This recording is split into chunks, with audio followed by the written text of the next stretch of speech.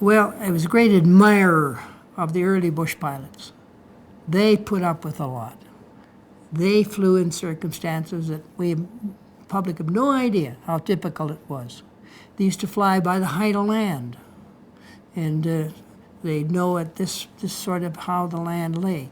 They used to use the monuments or fixes that were put in by the ship's captains from the Royal Navy when they went to try to get the Northwest Passage going. And it was a tough job. And I had great admirers of what they persevered and did. Punch Dickens, Watt May, all these people that worked in the North. And so we named our aircraft after these various bush pilots that were very famous. And gave them a little recognition, which I thought was really, really important and really great. They developed the North. You see, after the Royal Navy and all the early ships went up to explore the Arctic, the next ones to come along were the bush pilots. They're the ones that developed the North and made it all happen, with great difficulty, I might say. And they blazed a trail, you might say, around there. And then after the war, the Canadian government started to map the Arctic.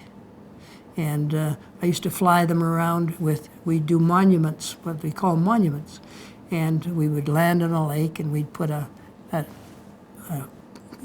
white teepee on the top of the hill here and here and here so they could triangulate and get the right distances there for their mapping. And it was hard work, but those were great days. But the early bush pilots had more difficulty than you'd ever dream of. First of all, the airplane wasn't very dependable. It was made out of fabric and wood and engines that maybe would work, but often didn't work. And you had to be ready for forced landings.